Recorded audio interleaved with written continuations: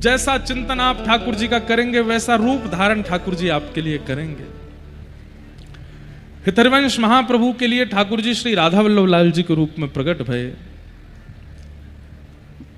स्वामी श्री हरदास जी के लिए ठाकुर जी कुंज बिहारी लाल के रूप में प्रकट भये।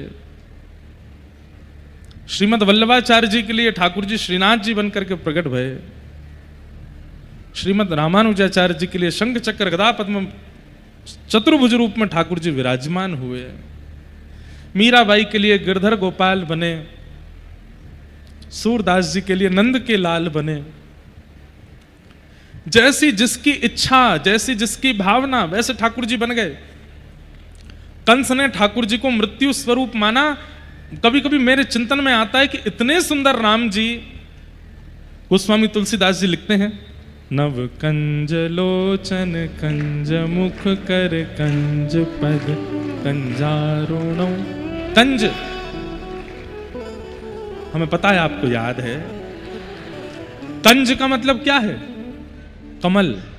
नव कंज लोचन, बोले कैसे राम जी के नेत्र कैसे? बोले बिल्कुल बिल्कुल ताजा ताजा कमल होता है ना, उसकी जैसी पंखुड़ी होती है वैसे ठाकुर जी के नेत्र है। नव कंज लोचन, कंज मुख, कमल जैसा ही मुख है। कंज पद, पैर भी कंज जैसे, हाथ भी सब कुछ कंज, मतलब कमल जैसा, इतने सुंदर। और रावण को इतने सुंदर राम जी में भी सुंदरता नहीं दिखती। वरहा पीड़म नटवर वपु कर्णयो कर्णकारम विभ्रत वासः कनक कपिसम वैजयंतीम च मालाम रंध्रान वेणो अधर सुधया पूरयन गोप वृंदई वृंदारण्यम सुभधर्मणम प्राविशद गीत कीर्ति। इतने सुंदर वृंदावन चंद का वर्णन करते हैं और इतने सुंदर ठाकुर जी को देख करके वहां कंस को उनमें सुंदरता नहीं दिखती। मल्लानाम मशनिर्णिनाम नरवर स्त्रीणाम स्मरो मूर्तिमान गोपानाम स्वजनो सताम छितभुजाम शास्त्रा सुपुत्रोषितु मृत्युर्भोज पटिर विराट विदुषाम तत्वम परम योगिनाम वृष्णीनाम परदेवतेत विदितो रंगम गतः शाग्रज। वहां कंस को ठाकुर जी में मृत्यु दिखाई दे रही है। जब कंस की भूमि में मथुरा में ठाकुर जी प्रवेश कर रहे हैं, शुकाचार्य जी वर्णन करते हैं, ऐसी चाल ऐसी ढाल, इतने सुंदर श्याम सुंदर हैं कि उनको देख देख करके मथुरा वासी उन पर न्योछावर हो रहे हैं। लेकिन इतने सुंदर ठाकुर जी को देख करके कंस उसके हाथ पैर कांप रहे हैं, कंपायमान हो रहा है। कैसे हो सकता है?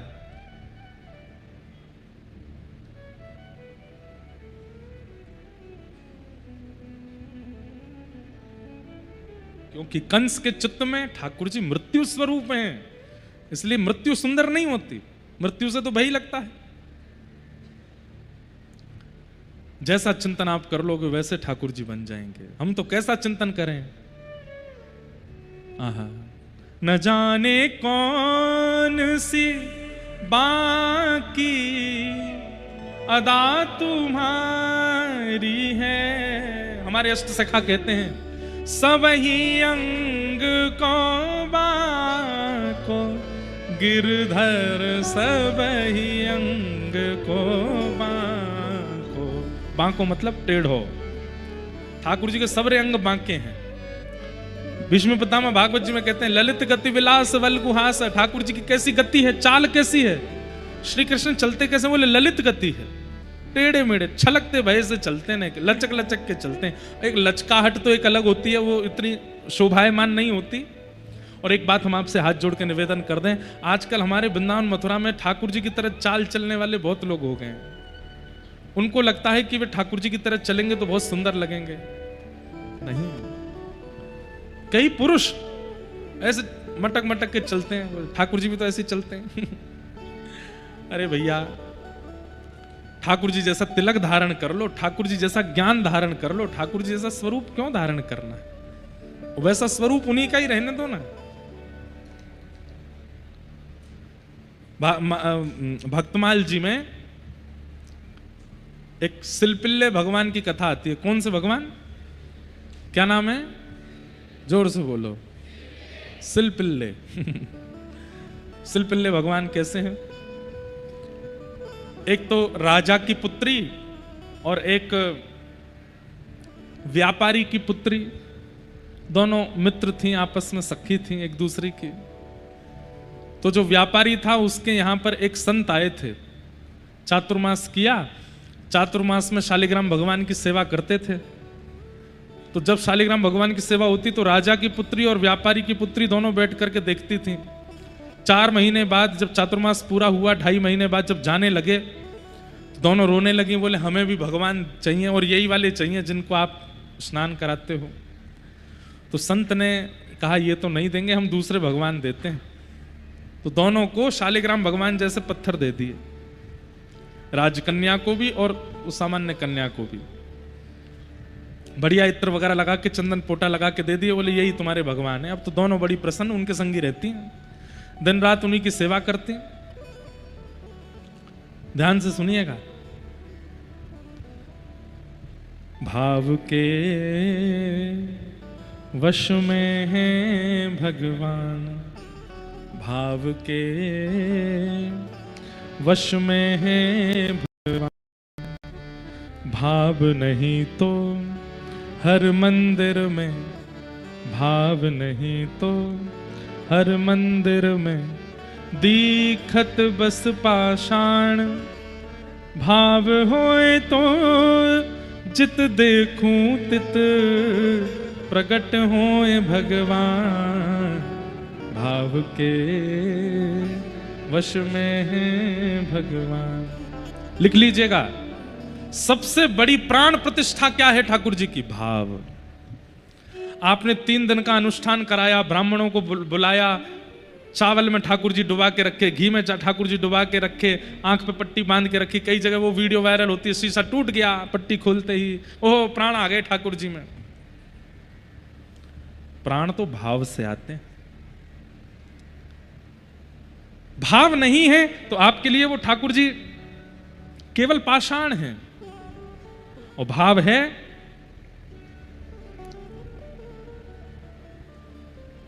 भाव होए तो जित देखूं तित प्रकट होए भगवान, भाव के वश में है भगवान। भाव। अब दोनों कन्याओं को सामान्य पत्थर दे दिया, वो उन्हीं पत्थर में ही अपने परमात्मा को देखती हैं। संत तो चले गए और दोनों लाली पत्थर वाले भगवान की सेवा करती हैं। जो व्यापारी की कन्या थी, एक बार ऐसा हुआ कि व्यापारी का एक छोटा भाई था, भाइयों में आपस में बनती नहीं थी, तो छोटे भाई ने छल पूर्वक कुछ गुंडों के द्वारा बड़े भैया के यहां चोरी करवा दी और सारा सामान चोरी हो गया। अब चोर सब कुछ तो चुरा ले गए, संग में उस सिलपिल्ले भगवान और ले गए। अब प्रातःकाल होते ही बड़ा भाई गुस्सा करने लगा, बोले मुझे पता है ये मेरे छोटे भाई ने ही करवाया है, लेकिन छोटा भाई पंचायत बुला ली, बोले मैं क्यों करूंगा ऐसा, मैंने कुछ भी नहीं किया है, आदि आदि सब बात करने लगा। पंचों ने भी कहा भैया ऐसे तुम किसी पर आरोप नहीं लगा सकते, माना कि तुम दोनों की बनती नहीं है, लेकिन इसका मतलब ये थोड़ी तुम्हारे घर कुछ भी होगा तो तुम छोटे भाई पर इल्जाम लगाओगे। यहां व्यापारी बड़ा दुखी था, लेकिन उसकी बेटी रो रही थी अलग ही। व्यापारी बोला सब शांत हो गए, 5-6 दिन हो गए, तू क्यों रो रही है? मेरे सिलपिल्ले भगवान चले गए, चोरों से कहो धन भले ही ले जाए, मेरे सिलपिल्ले भगवान देते हैं। तो व्यापारी बोला तू भी बड़ी विचित्र है, यहां पूरा घर लुट गया पिता का, तू वो पत्थर के लिए रो रही है? मुझे पता है वो तेरे चाचा ने ही करवाई है चोरी, जा संपत्ति तो वो देगा नहीं, सब चोरी कर लिया, पंचों के सामने ये भी दिखा दिया कि उसने चोरी करवाई नहीं, कम से कम अपने भगवान में इतनी निष्ठा है तो लिया जाके। तो वो छोटी कन्या अपने चाचा के पास गई, उनके दूसरे घर पर, और कहा चाचा जी आप सारा धन रख लीजिए, हमारे घर की सारी सामग्री रख लीजिए, पर उस सारी सामग्री में मेरे छोटे से सिलपिल्ले भगवान हैं वो दे दीजिए। चाचा बोले मैंने सबके सामने बिल्कुल प्रमाणित कर दिया है कि मैंने चोरी नहीं की, और तुम आकर के मेरे ऊपर इल्जाम लगा रहे हो। देखो चाचा जी हमें पता है सब सामान आपके पास ही है, आप सब रख लो ना, बस मेरे भगवान दे दो। तो चाचा व्यंग में बोले बड़ी सेवा करी तूने भगवान की, और तुझे ऐसा लगता है कि सब मेरे घर में, तो अब यहीं खड़े खड़े पुकार ले, इतने साल तो तैने सेवा करी, अगर तेरे परमात्मा तेरी सेवा से प्रसन्न होंगे खुद बाहर आ जाएंगे, बुला ले यहीं से। और क्या नाम है तेरे भगवान का? बोले सिलपिल्ले भगवान। नाम सुन के चाचा जोर जोर से हंसने लगा, बोले ये कोई नाम है भगवान का? गरुड़ध्वज भगवान होते हैं, सुदर्शन चक्रधारी भगवान होते हैं, मुरलीधर भगवान होते हैं, सिलपिल्ले भगवान। चल बुला ले यहीं से, अगर होंगे तो आ जाएंगे। दोनों भुजा उठा ली, नेत्रों से अश्रुपात करने लगी कन्या। हे मेरे प्राणनाथ सिलपिल्ले नाथ, यदि मैंने आपकी भाव से सेवा की हो, यदि मैंने आपकी नियम से सेवा की हो, आपकी सेवा में कभी भी आपके प्रति पत्थर बुद्धि ना रखी हो, पाषाण बुद्धि ना रखी हो, हमेशा आपको परमात्मा मान करके भजा हो, तो हे नाथ आप आकर के मेरे हृदय से लग जाइए। इतने में ही चाचा के घर के द्वार खुले और भीतर से सिलपिल्ले भगवान अपने आप आकाश मार्ग से आए और आकर के उसके कंठ से लग गए।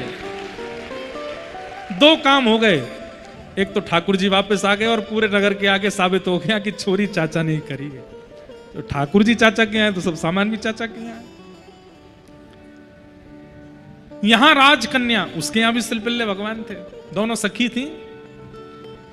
राजकन्या का दूसरे राजा के पुत्र से ब्याह हुआ और ब्याह करके जैसे ही वो विदा होके जा रही थी, उसके पिता ने कहा बेटी मैंने देने में कोई कमी तो नहीं छोड़ी है, कुछ कमी रह गई हो तो बता, तुझे और कुछ भी चाहिए हो तो। बोले मेरे सिलपिल्ले भगवान दे दो।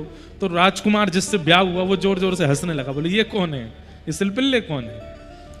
तो राजकन्या जिसका ब्याह हुआ था वो बोली देखिए आप मेरे शरीर के पति हो, आप मेरे देह के पति हो सकते हो, पर मेरे आत्मा के पति तो ये सिलपिल्ले ही हैं। आज के बाद इनके ऊपर उपहास मत करना। उस समय तो राजकुमार कुछ बोला नहीं, लेकिन चिढ़ गया। विदाई हो रही थी, पालकी में बैठ के वो कन्या जा रही थी। एक जगह कहीं पोखर तालाब पड़ा तो सब रुके, बाराती सब रुक के भोजन प्रसाद पा रहे थे, सब बाहर आ गए, लेकिन वो कन्या पालकी में बैठी अपने सिलपिल्ले भगवान से बात कर रही थी। आम खाओगे, केला लाऊं आपके लिए, सेब अमनिया करवा दूं, भूख लगी होगी ना, बस थोड़ी देर में पहुंच जाएंगे, फिर वहां जाके तुम भोजन करेंगे ही। भैया ये हेलीकॉप्टर लैंड करवा लो और जब कोई कीर्तन भजन हो तभी इसको उड़ाइएगा।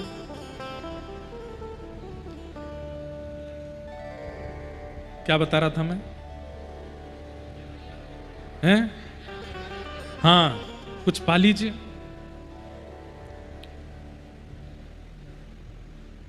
इतने में ही वो राजा आया, राजकुमार जिससे ब्याह हुआ, और भीतर आकर के पालकी में बैठ गया। बोले मुझसे बात करो, मैं तुम्हारा पति हूं, क्या पत्थरों से बात करती हो।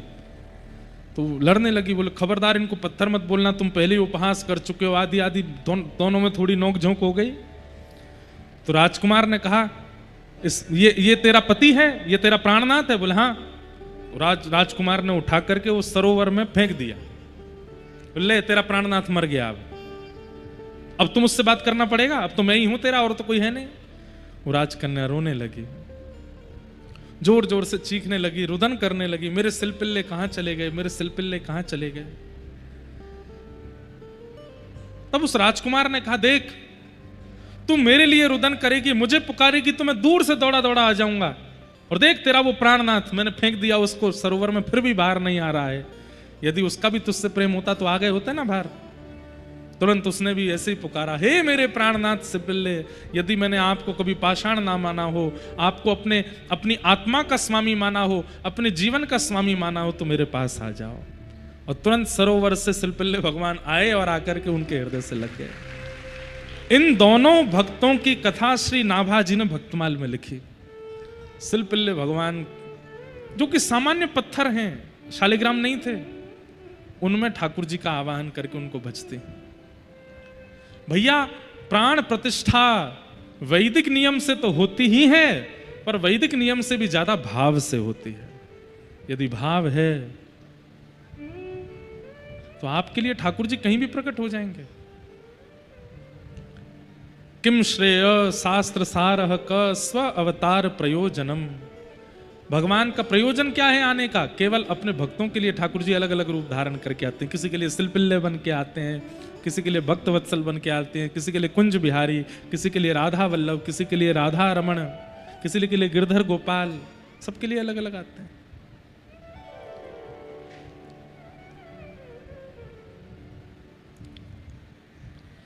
इस प्रकार 6 प्रश्न किए। किम कर्म, भगवान का कर्म क्या है, ठाकुर जी क्या करते हैं आकर के? धर्म संस्थापनार्थाय संभवामि युगे युगे, धर्म की स्थापना। आप किसी भी विषय पर प्रश्न नहीं उठा सकते हैं। कई लोग प्रश्न करते हैं, ठाकुर जी ने ऐसा क्यों किया, ठाकुर जी ने ये क्यों किया, ठाकुर जी ने ये क्यों किया, ठाकुर जी ऐसा कैसे कर सकते हैं। और अधिकतर कृष्णावतार में प्रश्न उठता है रासलीला पर, और रामावतार में प्रश्न उठता है सीता जी के त्याग पर। सुनिएगा, एक दक्षिण में राजा थे, उनकी पुत्री थी, उसका नाम था वेदमती। क्या नाम था? वेदमती ने तपस्या की, और तपस्या के पीछे उद्देश्य क्या था? जैसे भगवान लक्ष्मीपति हैं वैसे मुझको भी पत्नी रूप में स्वीकार करें, मैं भगवान की पत्नी बनना चाहती हूं, इसलिए उसने तप किया वेदमती ने। तो वेदमती की तपस्या चल रही थी, तपस्या पूर्ण होने ही वाली थी, उसी समय रावण आ गया, और रावण ने आकर के जैसे वेदमती की तपस्या को नष्ट करना चाहा, केश पकड़े, वेदमती ने तुरंत एक तलवार से अपने केश काट दिए, केश रावण के हाथ में रह गए, और वो वेदमती अग्नि में प्रवेश कर गई। भगवान ने वेदमती से कहा कि देखो, तुम्हारी तपस्या पूर्ण होने ही वाली थी, अंतिम क्षण में रावण आ गया, और एक प्रकार से तपस्या तुम्हारी पूर्ण हो ही गई, लेकिन अब तुम सदेह तो हो नहीं, मैं कैसे तुम्हारा पति बन के आऊं? तो वेदमती बोली, आप ही आज्ञा करिए, कैसे आएंगे? तब भगवान ने संरचना की। कैसी? बोले कि मैं त्रेता में राम बन के आऊंगा, और तब सीता जी मेरे साथ वनवास के लिए जाएंगी, तो इनके सामने जब मैं दुष्टों का संहार करूंगा तो ये इतनी करुणामयी है कि ये देख ही नहीं पाएंगी, ये इतनी करुणामयी है कि ये दुष्टों का संहार करने ही नहीं देंगी। इसके लिए ये अग्नि में प्रवेश कर जाएंगी, और अग्नि से तुम ही सीता जी का रूप धारण करके मेरे पास आ जाना। तुम्हारे दो कारण हो जाएंगे। क्या? पहला कारण कि तुम्हारी तपस्या थी कि मुझे पति रूप में चाहती हो, तो तुम सीता बन करके आ जाओगी जब अग्नि से, तो वनवास के समय और रावण के यहां जाने का जो क्रम है उसमें तुम मेरी पत्नी सीता बन जाना, तुम्हारी अभिलाषा पूरी हो जाएगी। और दूसरा काम तुम्हारा, तुम्हारी तपस्या भंग की थी रावण ने, तुम रावण के यहां जाकर के हमारी पूरी सेना के द्वारा उसकी पूरी लंका को भंग कराओगे, तो तुम्हारा बदला भी हो जाएगा पूरा। ठीक है। वेदमती ही सीता जी की छाया बन करके आई, लेकिन अब क्या हुआ? रावण के यहां से सीता जी को वापस ले जाने के बाद राम जी, अब जब भी सीता जी सामने आती तो नीचे नजर करके बात करते हैं। क्यों? एक पत्नी व्रती है, और पत्नी तो अग्नि में है, और ये तो वेदमती है। तो वेदमती को बड़ा कष्ट होता, बोले आप मेरी ओर देखते नहीं, मेरे से बात करते नहीं। देवी, हम एक पत्नी व्रत हैं, भले ही तुम सीता जी के रूप में हो, लेकिन वास्तविक सीता जी तो अग्नि में है ना, तुम तो वेदमती हो। इस वजह से वो सीता जी फिर गई हैं और जाकर के वाल्मीकि ऋषि के आश्रम पर रहती हैं, वहां पर लव कुश का प्रादुर्भाव, और फिर उनका अग्नि में प्रवेश। उनका अग्नि में प्रवेश नहीं है, वो वेदमती का अग्नि में प्रवेश है। सीता जी तो फिर पुनः राम जी के साथ निरंतर निवास करती हैं, और आज तक अयोध्या में राम जी के बगल में बैठी हैं। सीता जी ने कभी त्याग नहीं किया। फिर वेदमती जो नाराज हो गई ठाकुर जी से, बोले आपने मेरा संकल्प पूर्ण कर दिया, लेकिन केवल नाम की पत्नी थी मैं, मुझे आपने वास्तविक स्वीकार तो किया नहीं। तब भगवान ने कहा ठीक है, दक्षिण भारत में एक राजा के यहां तुम पद्मावती बनकर के आओगी, और तुमको पति रूप में मैं वेंकटेश तिरुपति बनकर के आऊंगा, और तब तुमसे विवाह करूंगा। और फिर वही श्री राम तिरुपति बनकर के आए, वेंकटेश बनकर के आए, और उन्होंने पद्मावती को स्वीकार किया। इसलिए स्कंद पुराण में लिखा है कि ये राम जी ही तिरुपति बनकर के आए, वेंकटेश भगवान बन के आए। साक्षात नारायण यदि पृथ्वी पर कहीं हैं तो वो सप्तगिरी पर्वत पर वेंकटाधिपति श्री तिरुपति बालाजी साक्षात नारायण हैं। स्कंद पुराण में कहते हैं कि अगर आपने वेंकटेश भगवान को देख लिया तो राम जी को देखने का जो फल त्रेता में मिल रहा था, वही फल कलयुग में तिरुपति जी को देखने से मिलता है। वही फल, वो साक्षात राम जी। भगवान की एक भी क्रिया पर आप प्रश्न नहीं उठा सकते, ठाकुर जी ने ये क्यों किया, वो क्यों किया, ऐसे क्यों कर दिया। प्रत्येक क्रिया और प्रत्येक लीला शिक्षात्मक है भगवान की, किसी में भी संशय नहीं कर सकते। कोई भी वेद विरुद्ध और धर्म विरुद्ध क्रिया ठाकुर जी ने नहीं की, नहीं की, नहीं की।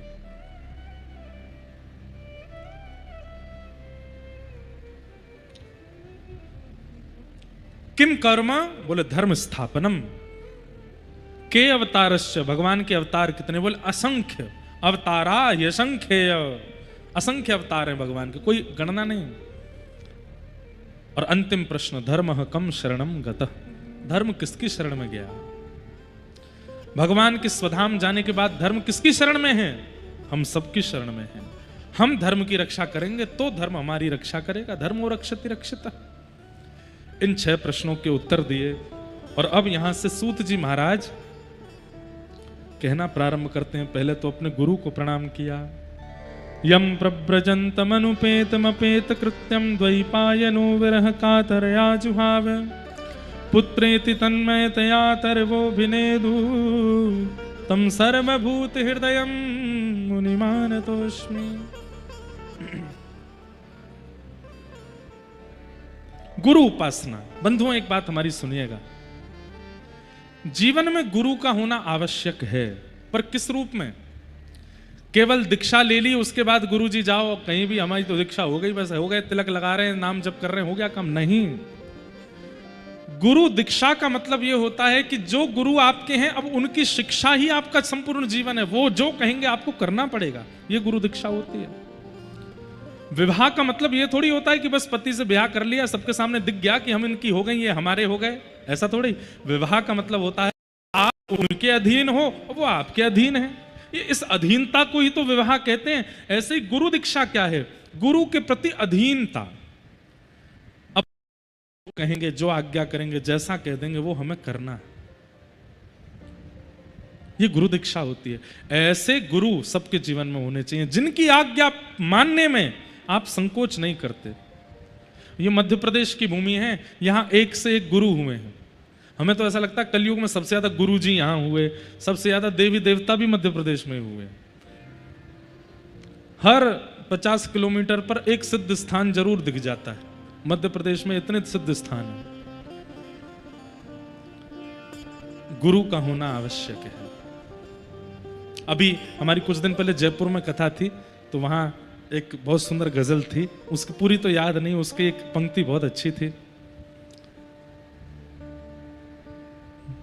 सद्गुरु चरण में सभी फल मिलेंगे,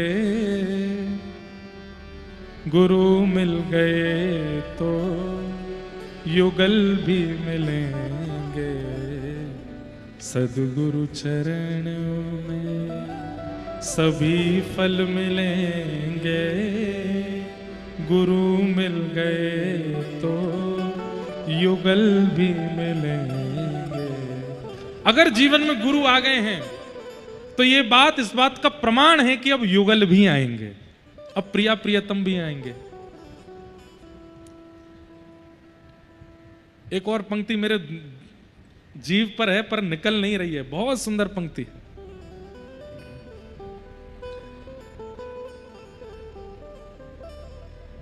मनोरथ सफल होंगे घबराना ए दिल, मनोरथ सफल होंगे घबराना ए दिल, मनोरथ सफल होंगे घबराना ए दिल, मनोरथ सफल होंगे।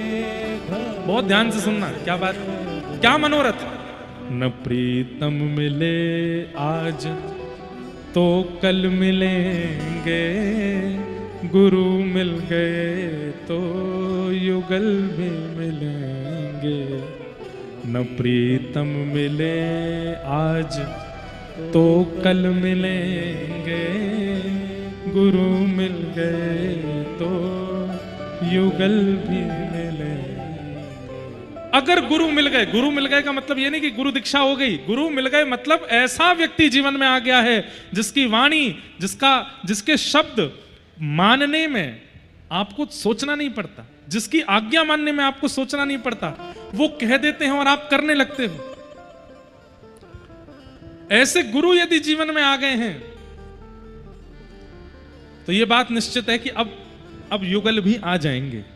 ऐसे गुरु आ गए तो अब ठाकुर जी भी आ जाएंगे, प्रिया प्रियतम भी आए। हमारे ब्रज में एक संत थे, उनके गुरु जी ने उनको आज्ञा की भांडीर वन चले जाओ। गुरु दीक्षा हुई और दीक्षा के तुरंत बाद गुरु जी ने आज्ञा कर दी, बोले भांडीर वन चले जाओ। बोले भांडीर वन जाके क्या करें? बोले जब तक युगल प्रकट ना हो जाए तब तक भजन करते रहो। सोचिए, दीक्षा देते ही आज्ञा कर दी है गुरुदेव ने कि जाओ जाकर के भांडीर वन में, जब तक ठाकुर जी प्रकट ना हो जाए तब तक भजन करते रहो। चले गए भांडीर वन में जाकर के भजन किया। 5 साल 10 साल बीत गए भजन करते करते करते करते। 10 साल बाद दोनों प्रिया प्रियतम प्रकट हो गए। किशोरी जी प्रकट हो गई, ठाकुर जी प्रकट हो गए और दोनों ने प्रकट होकर के दर्शन दिए। अब देखना कैसी कैसी गुरु निष्ठा। ठाकुर जी जैसे प्रकट हो गए तो प्रकट होते ही ठाकुर जी को प्रणाम किया, दंडवत किया। किशोरी जी ने दर्शन दिए, ठाकुर जी ने दर्शन दिए। दर्शन देने के बाद में अब ठाकुर जी भक्त को देख रहे हैं, भक्त ठाकुर जी को देख रहा है। किशोरी जी बोली, भैया हम आ गए हैं, बहुत देर हो गई, 45 मिनट हो गए, कुछ तो बोलो। बोले गुरु जी ने केवल इतना ही कहा था कि ठाकुर जी आ जाएं तब तक भजन करो, उसके आगे बोलना क्या ये गुरु जी ने नहीं बताया। बोले अभी मैं जाता हूं, गुरु जी से पूछ के आता हूं कि क्या बोलना है। दौड़ करके गए वृंदावन। जटा जूट बढ़ गई थी, दाढ़ी इतनी बढ़ गई थी, गुरु जी नहीं पहचान पाए कि चेला है। गुरु जी ने प्रणाम किया गुरु जी को, सत्य घटना है। तो गुरु जी बोले कहो भैया कहां से। गुरु जी मुझे भूल गए आप, 10 साल पहले मेरी दीक्षा हुई थी, तो दीक्षा देने के बाद आपने मुझे आज्ञा कर दी थी। अच्छा, गुरु जी ने कोई मन से आज्ञा नहीं करी थी, ऐसी दीक्षा होते ही गुरु जी से पूछने लगे, बोले गुरु जी कोई आज्ञा दो। तो चलते फिरते गुरु जी ने कही तब तक भजन करो जब तक प्रिया प्रियतम नहीं मिलते, ऐसे ही बोल दिया। बोले आपने मुझे आज्ञा दी थी जब तक प्रिया प्रियतम नहीं मिले तब तक भजन करो। भांडीर वन में जाके मैंने खूब भजन किया, नाथ प्रिया प्रियतम मिल गए। गुरुजी सुनकर के बोले क्या मिल गए? हाँ मिल गए। कहाँ हैं? कुटिया में बैठे हैं भांडीर वन में। बैठे हैं मतलब? बोले प्रकट होकर के बोले वरदान मांगो। अब गुरुजी आपने तो केवल इतना कहा था प्रिया प्रीतम मिल जाए तब तक भजन करना, वरदान क्या मांगना है ये पूछने आया हूं आपसे। ठाकुर जी प्रतीक्षा कर रहे हैं वहां पर। गुरुजी बोले सच में ठाकुर जी आए हैं? बोले हाँ। बोले मुझे दर्शन कराओ। चलो गुरुजी। गुरुजी जिसका नाम भी नहीं जानते वो चेला, भूल गए थे कौन चेला, बस आज्ञा का पालन गुरुजी ने, चेला ने किया। गुरुजी हाथ पकड़ करके साथ में गए तो क्या देखा, प्रिया प्रियतम दोनों कुटिया के भीतर युगल सरकार बैठे हैं, प्रतीक्षा कर रहे हैं कि आके हमसे वरदान मांगेगा। गुरुजी ने ठाकुर जी को प्रणाम किया, अपने शिष्य को हृदय से लगा लिया। बोले तेरी निष्ठा को प्रणाम, मेरी आज्ञा का ऐसा पालन। ठाकुर जी प्रकट हो गए। बोले गुरुजी वो तो ठीक है, अब यूं तो बताओ मांगू क्या? बहुत देर से बैठे। बोले बस एक ही चीज मांगो। बोले क्या? ये दोनों, हम दोनों से प्रसन्न रहें, बस यही मांगो और कुछ नहीं चाहिए। और एक शिष्य की वजह से गुरुजी को ठाकुर जी मिल गए। हमारा शिष्यत्व कैसा है? आजकल गुरुजी भी तो आज्ञा विचित्र कर देते हैं, तो उसमें शिष्य की क्या गलती है? पर लेकिन एक बात हम आपको निश्चित कहते हैं कि गुरु आज्ञा हो गई, आप विचार मत करो, उसको करने लग जाओ। ठाकुर जी आपकी निष्ठा पर रीझ जाएंगे। हम एक बात कहते हैं कि कई बार आजकल कलयुग में गुरुओं में भी मिलावट हो गई है, लेकिन शिष्य के चित्त में यह भाव नहीं आना चाहिए कि मेरे गुरु मिलावट वाले हैं। वो मेरे गुरुजी तो गुरुजी हैं। अगर वो ये भावना रखेगा तो गुरुजी में अगर मिलावट हो भी गई होगी तो शिष्य के अखंड भाव से, शिष्य के अखंड विश्वास से गुरुजी शुद्ध हो जाएंगे। बस गुरु निष्ठा हो ऐसे। न प्रीतम मिले आज तो कल मिलेंगे, गुरु मिल गए तो युगल भी मिलेंगे। सद्गुरु चरण में सभी फल मिलेंगे, गुरु मिल गए तो युगल भी मिलेंगे। सूत जी ने अपने गुरुदेव को प्रणाम किया और यहां से अब कहना प्रारंभ करते हैं। भगवान के कुछ अवतारों की लीला बताई, श्रीमद् भागवत जी की रचना का प्रसंग बताया। तत्पश्चात वेदव्यास जी महाराज ने कैसे भागवत की रचना की, नारद जी ने कैसे उनके चित्त में जाकर के भागवत की रचना की प्रेरणा प्रदान की, वो सब लीलाएं सुनाई गई। और फिर आगे महाभारत का प्रसंग आया। महाभारत के प्रसंग में, प्रसंग क्यों सुनाया गया?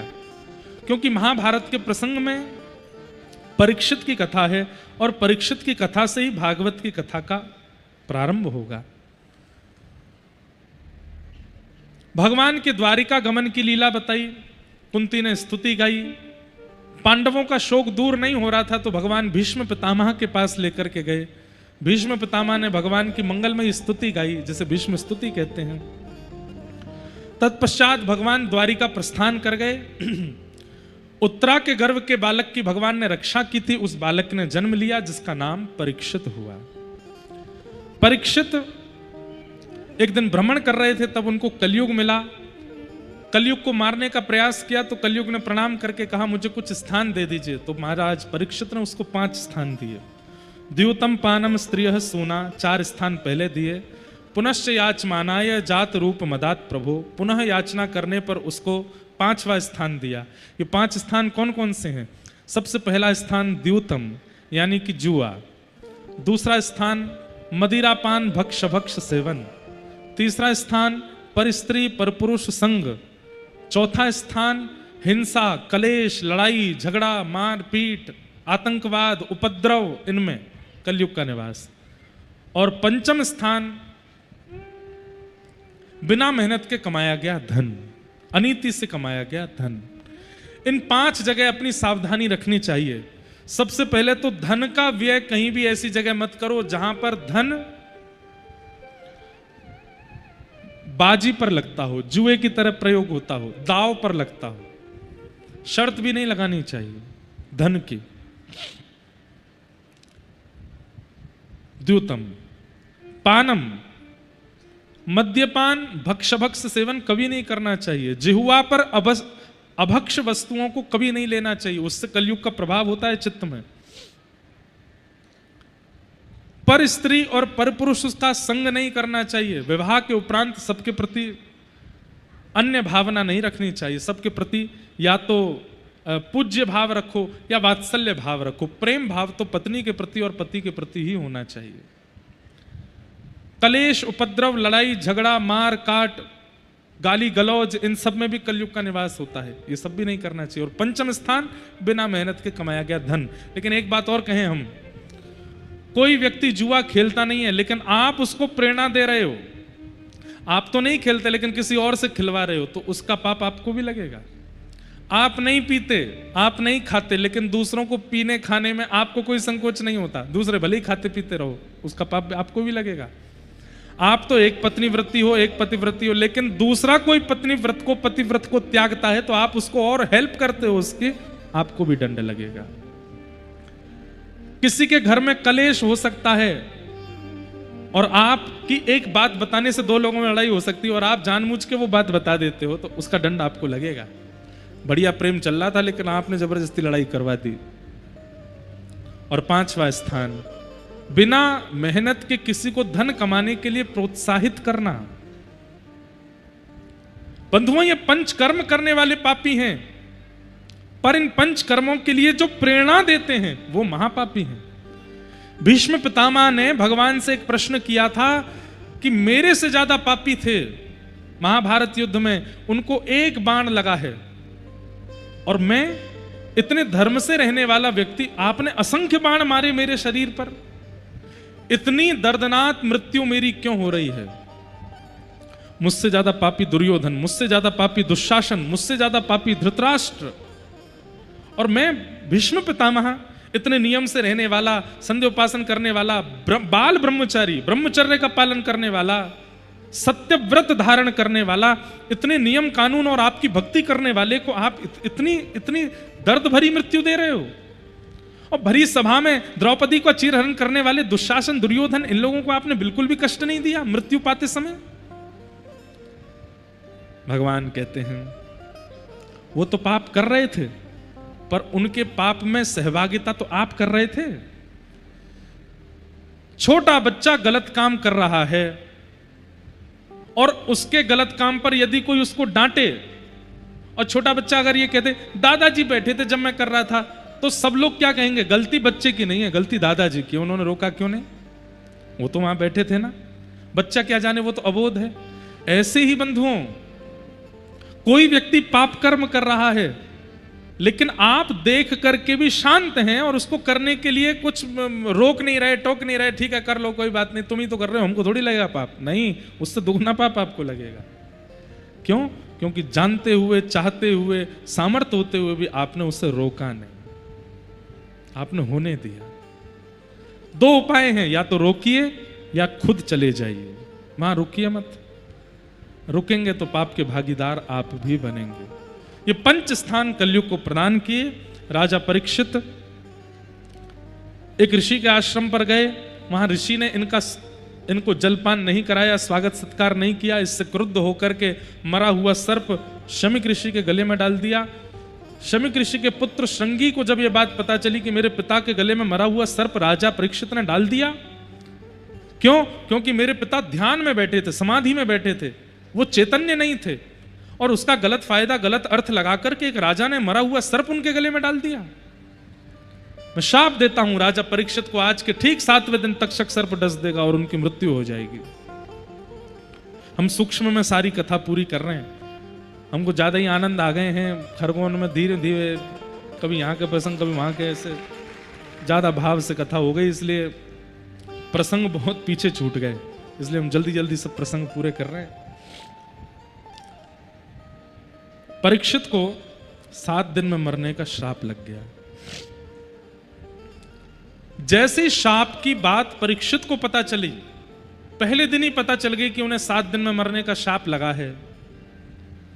परीक्षित विचलित नहीं हुए, व्याकुल नहीं हुए, बल्कि यह सोचने लगे कि अब 7 दिन बचे हैं मेरे पास, मैं इन 7 दिनों का उपयोग कैसे करूं। बंधु, आप एक बात बताएं हम आपको, अगर हमें पता चल जाए कि परसों हमारे प्राण जाने वाले हैं या कल हमारे प्राण जाने वाले हैं, कभी सोचना, अगर आपको पता चल जाए कि आपके पास 12 घंटे बचे हैं, 24 घंटे बचे हैं, या 3 दिन बचे हैं, या 7 दिन बचे, आप क्या करोगे? हम बताएं। मेरी प्रिय वस्तु क्या है, पहले मैं वो खा लूं। मेरी प्रिय जगह क्या है, मैं वहां घूम आऊं। सबको टॉर्चर करेंगे, मेंटली टॉर्चर। माता जी से कहेंगे, देख लो मां, अब तो मैं जाने वाला हूं, अब तो कम से कम मुझसे प्यार से बात कर लो। पत्नी से कहेंगे, देवी अब तो मेरे प्राण जाने वाले, अब तो मेरे पैर दबा दो। बच्चों, अब तो मेरी बात मान लो, अब तो मैं जाने वाला हूं। कैसा मेंटल टॉर्चर होगा सबको। फिर महाकाल तो जीवन भर गए, अब प्राण तो त्यागने ही है। नर्मदा जी में तो जीवन भर ना है, चलो 2 दिन बचे हैं प्राण निकलने में, स्विट्जरलैंड हुआते हैं, घूम घाम आने, थोड़ा ऐशो आराम तो कर लें, जो जो इच्छाएं पूरी। पिक्चरों में भी दिखाया जाता है, किसी के प्राण लेने से पहले गुंडा ही पूछता है, तुम्हारी अंतिम इच्छा क्या है बताओ। कभी नहीं सुना गया कि प्राण त्यागने वाले ने कहा हो कि मुझे अंतिम इच्छा में भगवत स्मरण करना है, मुझे रसगुल्ला बहुत अच्छा लगता है, खिला दो। एक बार जेल में भी प्रवचन किए थे हमने, तो वहां पे भी ऐसा मैंने पूछा कि जब किसी को फांसी की सजा होती है तो उसमें ये बात सत्य की पूछा जाता है, अंतिम इच्छा क्या? बोले हाँ पूछते हैं। और अधिकतर अंतिम इच्छा के रूप में जो कैदी होता है वो अधिकतर खाने पीने, पहनने या किसी से बात करने के ही भाव रखता है। कभी भी ऐसा नहीं हुआ कि उसने ऐसा कहा हो कि मुझे कथा सुननी है या मुझे भगवान का दर्शन करना है या मुझे ऐसी भावना बहुत कम रखते हैं। और एक बात निश्चित है बंधुओं, मैं हर कथा में यह बात कहता हूं, जब व्यक्ति के प्राण निकलने वाले होते हैं ना, स्वाभाविक मृत्यु होती है, अकाल मृत्यु नहीं। अकाल मृत्यु होती है तो व्यक्ति को पता ही नहीं चलता कि उसके प्राण चले गए। थोड़ी देर तक तो वो घूमता ही रहता है, उसको कहता है ये मुझे कुछ अनुभव क्यों नहीं हो रहा है। थोड़ी देर बाद उसको अपना शव दिखाई देता है, तब उसको पता चलता है कि मैं मर गया। अकाल मृत्यु में तो व्यक्ति को पता ही नहीं चलता कि उसकी मृत्यु हो गई है। लेकिन स्वाभाविक मृत्यु जब होती है किसी की, उस व्यक्ति को अपने मृत्यु के अंतिम क्षणों में अपने पूरे जीवन का स्मरण होता है, और वो पहलू भी याद आ जाते हैं जो उसको याद ही नहीं थे। उसको ये तक याद आ जाता है कि जब मैं 1 साल का था तो मैंने चलना कैसे सीखा, मेरी माँ उस समय मुझे क्या खिलाती थी, मैं बड़ा हुआ तो स्कूल कौन सा था, मेरे स्कूल में मित्र कैसे थे, मेरी क्लास टीचर कौन थी, मैं कपड़े कैसे पहनता था, फिर मेरा कॉलेज कैसा था, मेरी यूनिवर्सिटी कौन सी थी, मेरा विवाह हुआ था तब मेरी घोड़ी कैसी थी, कौन सा गाना बजाया जा रहा था, लोग कैसे नाच रहे, सब याद आ जाता है उसको। मेरे बच्चे कितने हैं, बच्चे का जन्म कैसे हुआ, सब कुछ याद आ जाता है उसको। जो उसको याद ही नहीं था सब स्मृति में आ जाता है। लेकिन उसने अपने संपूर्ण जीवन काल में गोवर्धन जाके परिक्रमा लगाई थी, ये याद नहीं आता। उसने अपने जीवन काल में श्री यमुना जी के तट पर बैठकर के हरिनाम संकीर्तन किया था, ये याद नहीं आता। गंगा जी स्नान किया था, गोवर्धन परिक्रमा करी थी, बिहारी जी दर्शन किए थे, ये याद नहीं आता। मतलब जन्म जन्म मुनि यतन कराही, अंत काल कही आवत नाही। अंत काल में राम जी का स्मरण नहीं होता, ठाकुर जी की याद नहीं आती। पूरा जीवन याद आ जाता है पर ठाकुर जी का स्मरण नहीं होता। किसको? जिसने ठाकुर जी को केवल ऑर्डिनरी समझा था। साल 2 साल में कभी कभी भज लिया, कभी कभी पूज लिया, कभी कभी हो आए, मित्रों के साथ घूम आए, लगे हाथ, रील बन रही हैं, वायरल हो रही हैं, हम भी बनाए आए जाके केदारनाथ। इस भावना से जो लोग ठाकुर जी को भजते हैं, उनके धर्म के किए हुए कार्य अंतिम क्षण में स्मृति में नहीं आते। जिन्होंने संपूर्ण जीवन बाकी सब ऑर्डिनरी समझा लेकिन ठाकुर जी को प्रधान माना, अंतिम काल में और कुछ याद नहीं आता, केवल ठाकुर जी याद आते हैं, केवल ठाकुर जी का स्मरण होता है। तो अंत राम कहीं आवत ना है, अंत में हरिस्मरण नहीं होता।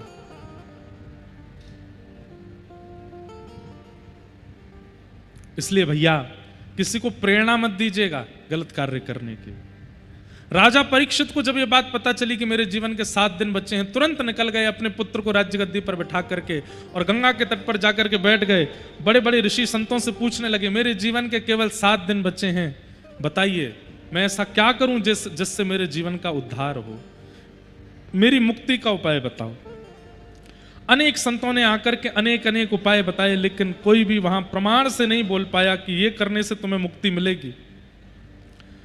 तभी वहां श्री सुखदेव जी का आगमन हुआ। सब लोग हाथ जोड़ के प्रणाम करो कि तत्रा भवद भगवान व्यास पुत्रो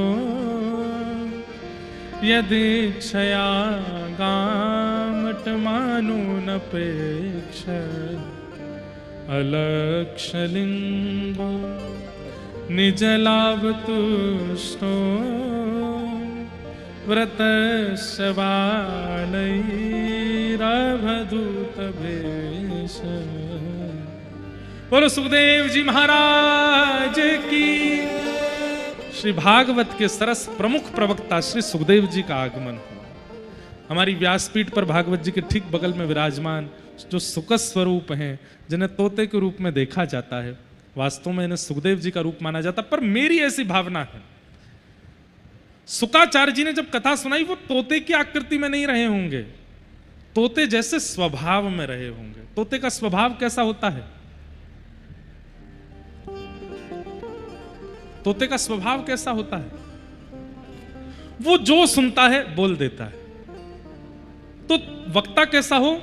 गुरुजनों से जो सुना, आचार्यों से जो सुना, ग्रंथों से जो पाया तुरंत सुना दे, सबके सन्मुख कह दे। पहला स्वभाव। दूसरा स्वभाव सुख का क्या होता है? वो वृक्ष पर जाता है और वृक्ष पर जाकर के मांस नहीं खोजता, वृक्ष का आश्रय चील लेती है और वहां से मांस खोजती है। वृक्ष का आश्रय कबूतर लेता है, पर कबूतर वृक्ष पर बैठकर के मादा कबूतर को खोजता है। और भी कई पक्षी वृक्ष पर बैठते हैं, पर वृक्ष पर बैठकर के अन्य अन्य कामनाओं को पूर्ति करते हैं। लेकिन एक तोता ऐसा एक पक्षी है जो फलित वृक्ष पर जाकर के बैठता है और उस वृक्ष का आश्रय और किसी साधन के लिए ना करके उस वृक्ष में जो सबसे मीठा फल होता है उसमें मुख लगाता है। ये व्यासपीठ एक वृक्ष है। इस वृक्ष पर वक्ता को सुख बन के बैठना चाहिए, ना कि चील बन के। चील का स्वभाव क्या है? वो ऊंचे वृक्ष पर बैठती है, मांस खोजती है। वक्ता यहां बैठकर के अगर दक्षिणा की भावना से बैठेगा तो वो सुख नहीं है, वो चील है। यहां पर अगर कबूतर बनकर के बैठेगा, कबूतर की भावना क्या होती है? वो वृक्ष का आश्रय मादा कबूतर को ढूंढने के लिए, मतलब अपने अपने खूब वर्धन के लिए, अपने परिवार वर्धन के लिए, जनवर्धन के लिए। इस व्यासपीठ का आश्रय वक्ता भीड़ बहुत मेरे पीछे पड़ जाए इसके लिए ना करे। स्वाभाविक रूप से लोग आपको सुनने आवे, इतनी संख्या में लोग आवे, इतने लोग आपको माने, वो स्वाभाविक बात अलग है, उसके मन में इच्छा नहीं होनी चाहिए, उसके मन में चिंतन नहीं होना चाहिए कि इतनी संख्या में लोग आए, मुझे सुने। वक्ता को तो यहां सुख बन के बैठना चाहिए। सुख बन के बैठेगा तो क्या होगा, भागवत रूपी वेद रूपी कल्प वृक्ष के इस पके हुए फल श्रीमद् भागवत में अपना मुख लगा करके इनका रस स्वयं भी लेगा और जितने जीव जनमानस सामने बैठे हैं सबको भी उस रस का आस्वादन करा देगा। इसलिए भागवत के प्रमुख वक्ता सुखदेव जी। तो सुखदेव जी तोते की आकृति में कथा किए होंगे ऐसा नहीं, तोते के जैसा स्वभाव वक्ता का रहा होगा। सुखदेव जी का आगमन हुआ, परीक्षित जी महाराज ने तुरंत चरणों में प्रणाम किया और प्रणाम करते हुए, वंदन करते हुए कहते हैं कि हे नाथ, ये शाम संस्मरणात् पुंसां सद्य सुध्यन्ति वैगृहा किं पुनः दर्शन स्पर्श पाद शौचासनादिभिः। हे नाथ, आप जैसे महापुरुषों का तो घर बैठ करके स्मरण करने मात्र से हम पवित्र हो जाते हैं, हम मुक्त हो जाते हैं, लेकिन आप जैसे महापुरुषों का दूर से स्मरण जब मुक्त कर देता है तो सन्मुख दर्शन, स्पर्श, संस्पर्श, ये कितनी बड़ी मुक्ति प्रदान करेगा, उसकी तो हम व्याख्या ही नहीं कर सकते नाथ। गोस्वामी तुलसीदास जी का घर बैठ के स्मरण करने मात्र से हम मुक्त हो जाते हैं। मीराबाई का घर बैठ करके स्मरण करने मात्र से हमारे चित्त में भक्ति आ जाती है। लेकिन मीराबाई, तुलसीदास जी अगर प्रत्यक्ष देखने को मिल जाएं तो हमारे लिए कितने बड़े सौभाग्य की बात होगी। ऐसे ही नाथ, आप प्रत्यक्ष दिख गए हैं, मेरा जीवन धन धन्य हो गया, मेरा जीवन आनंदित हो गया। आज मैं मेरे बड़े भाग हैं।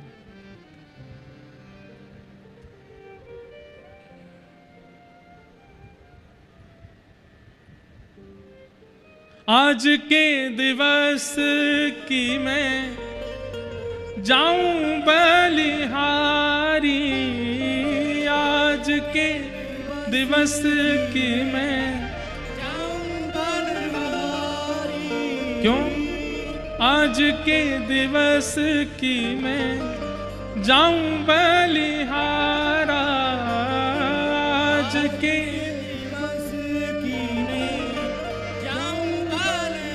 क्यों?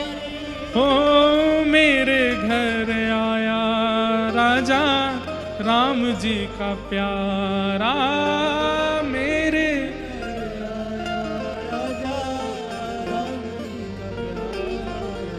आज के दिवस की जाऊं बलिहारा, मेरे घर आया राजा राम जी का प्यारा, आज के दिवस की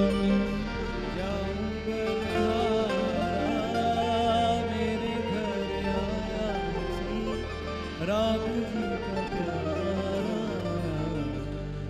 सुखाचार्य जी महाराज सन्मुख आ गए, परीक्षित जी ने चरणों में प्रणाम किया और प्रणाम करते हुए कहा, नाथ,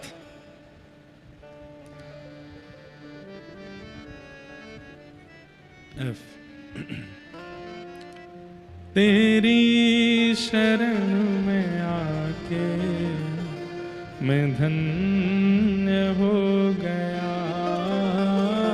तेरी शरण में आके मैं धन्य हो गया। गाइए, तेरी शरण में आके मैं धन्य हो गया, तेरी शरण में आके मैं धन्य हो गया। जन्मों की प्यास थी जो, जन्मों की प्यास थी जो, जन्मों की प्यास थी जो, संपन्न हो गया, तेरी शरण में आके मैं धन्य हो गया,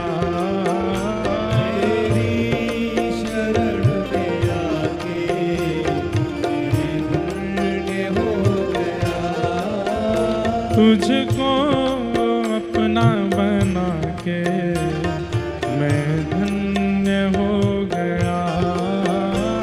तुझको अपना बना के मैं धन्य हो। बोलो संत गुरुदेव भगवान की।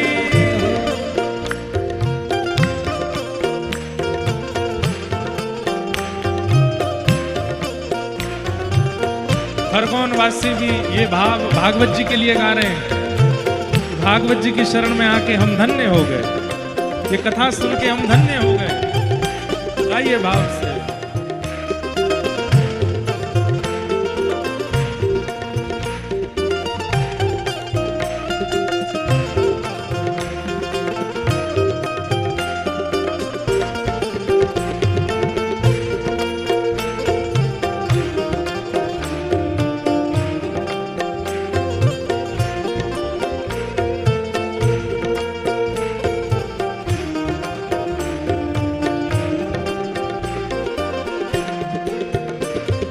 कितने मिले अमीर यहाँ, कितने गरीब हो। कितने मिले अमीर यहाँ, कितने गरीब। हाँ, कितने मिले अमीर यहाँ, कितने गरीब हो।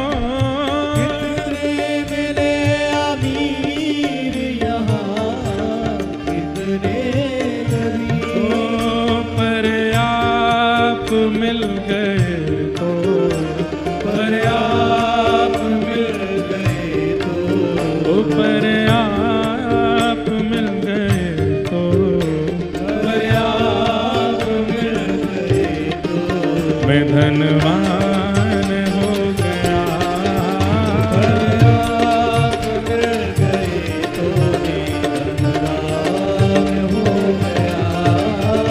पर आप मिल गए तो मैं धनवान हो गया।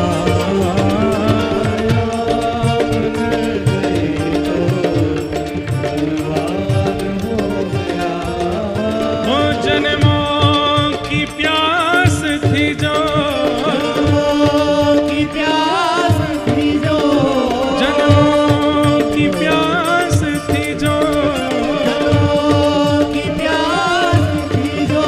संपन्न हो गया तेरी शरण में आके मैं धन्य हो गया। तेरी शरण में आके मैं धन्य हो गया। राधे राधे गोविंद गोविंद राधे राधे राधे गोविंद गोविंद राधे। श्री राधे राधे गोविंद गोविंद राधे राधे गोविंद गोविंद राधे। जय गोविंद राधे गोपाल राधे गोविंद राधे गोपाल राधे। जय जय गोविंद राधे गोपाल राधे गोविंद राधे गोपाल। पूजा उठा के गाओ। जय गोविंद राधे गोपाल राधे गोविंद राधे गोपाल राधे। जय गोविंद राधे गोपाल राधे गोविंद राधे गोपाल राधे। ओ मेरे गिनियो ना अपराध लाडली श्री राधे। मेरे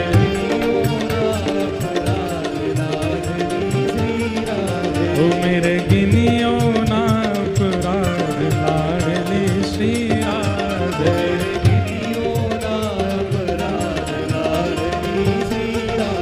ला माना के मैं पतित बहुत हूँ, माना के मैं पतित बहुत हूँ। माना के मैं पतित बहुत हूँ, माना के मैं पतित बहुत। ऊपर पतित पावन तेरो नाम लाडली श्री राधे।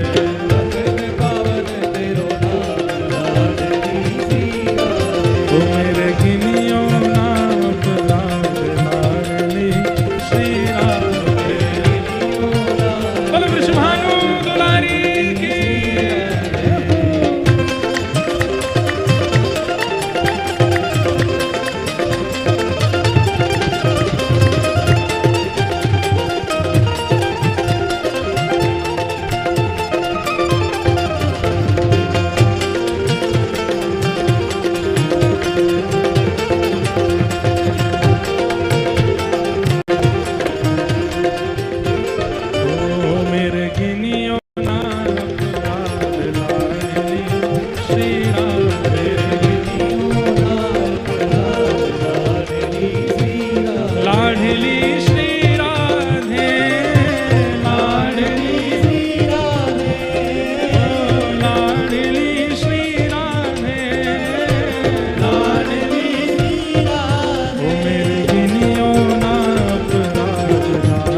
श्री राधे।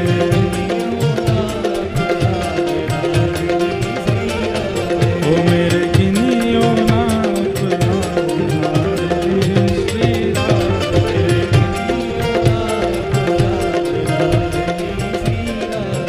हाँ जो तुम मेरे अब गुण देखो, जो तुम मेरे जो तुम मेरे अब गुण देखो, हाँ अब गुण देखो, अब गुण देखो, हाँ अब गुण देखो, अब गुण देखो। उनका नहीं कोई हिसाब, उनका नहीं कोई हिसाब लाडली श्री राधे। का नहीं कोई हिसाब लाडली श्री राधे। ओ मेरे गिनियो ना अपराध लाडली श्री राधे। और एक अंत में हमारे ब्रजवासी बहुत सुंदर बात कहते हैं। हाँ अष्ट सखिन में गोप गोपिन में, अष्ट सखिन में गोप गोपिन में, अष्ट सखिन में गोप गोपिन में, उन्हू की दासी दासिन में, उन्हू की दासी दासिन में, उन्हू की दासी दासिन में, उन्हू की दासी दासिन में। ओ कहीं लिख ली जो मेरो नाम, कहीं लिख ली जो मेरो नाम लाडली श्री राधे। लिख ली जो मेरो नाम लाडली श्री राधे। ओ मेरे गिनियो ना अपराध लाडली श्री राधे।